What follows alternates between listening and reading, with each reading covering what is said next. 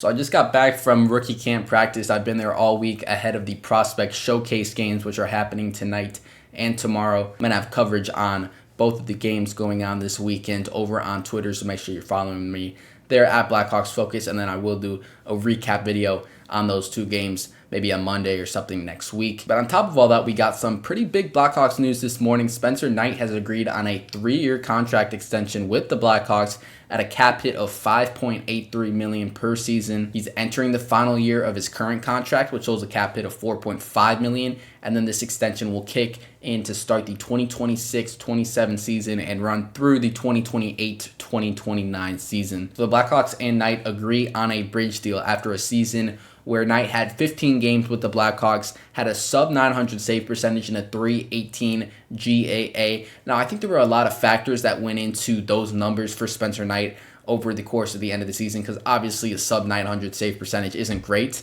but also there's a lot of factors to consider, including just being acclimated to a new team. He was being the starter for the first time in his NHL career over that last month and a half stretch, so he wasn't used to quite that much workload. And then on top of that, he's playing behind a really bad Blackhawks team that finished second worst in the standings, so it's really no surprise for his numbers not to be stellar. I think the biggest thing for Knight that we saw last season was the inconsistency in his game, and I think a lot of that, there's a lot of factors as I just mentioned for why there might be some inconsistencies, but I'm personally not too concerned by it. Now, there were some nights where some pucks leaked through Knight. He wasn't too sharp, but then we also saw some flashes of him making just unbelievable saves that we haven't seen a Blackhawks goaltender make in years. There's traits, there's flashes. He definitely has the skill and the talent to be one of the best goaltenders in the league. Some of the saves he made last season in just his 15 games with the Blackhawks were highlight reel saves, and really he just kind of needs to put it all together, solidify some of the inconsistencies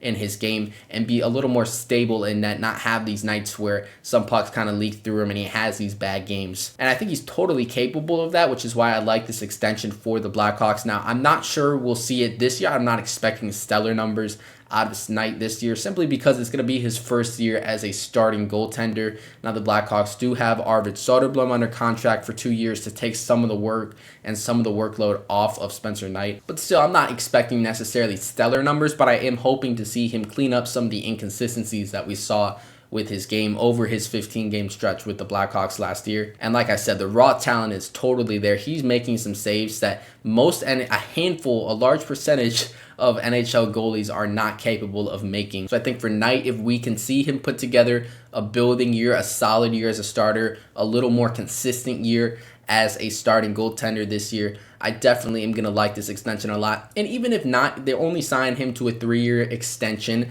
so he only has 4 years left on his deal, which isn't like a 7, 8, 9-year. I mean, I know you can't sign a 9-year contract, but if they signed him to an 8-year extension plus this year, it'd be 9 years he's locked up with the club. So it's not like a super long-term deal. Absolute worst case scenario, he's more of a 1B, 1A kind of deal with Soderblom and Knight, and you don't really have your franchise goalie of the future. Well, you're not locking in a franchise goalie with this contract. But at that same time, if Knight does start to really blossom into one of the better goalies in the NHL, well, you still have him under contract for obviously the next 4 years, and then you'll have to go about re-signing him at a higher cap hit, but you will still get good years out of Spencer Knight at a cap hit under $6 million, which I think is a really good deal for both sides. For Knight, who hasn't really proved too much, he's still getting a pretty good payday, but for the Blackhawks, you don't commit to him for too long because he hasn't really shown you he is going to be the number one guy. Obviously, you're hoping that. That's why you traded for him, and he is someone that has the potential to be that number one guy for you. But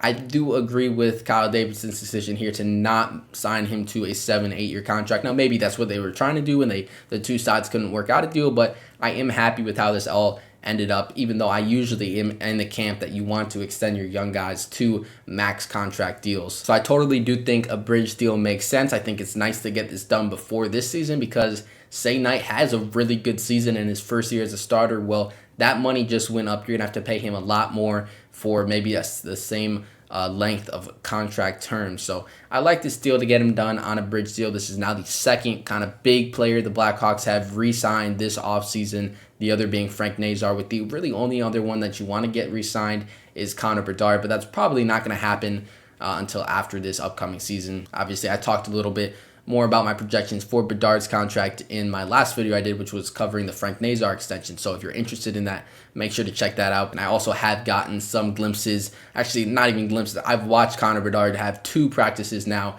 over the past week in person, and he does look really good for this upcoming year. I'll get more into that maybe early next week when I do the prospect showcase review. I'm also going to talk about the 2 practices I've been able to watch of Chicago's main roster over at Fifth Third Arena. But I'm not going to get into that in this video. I just wanted to cover the Spencer Knight extension. Make sure you let me know what you think of this contract extension. I like the bridge deal here for Spencer Knight. I'm going to be watching the prospect showcase tonight and tomorrow, so that's what's on next for the Blackhawks, unless we get any other breaking news over the next 10 or so hours.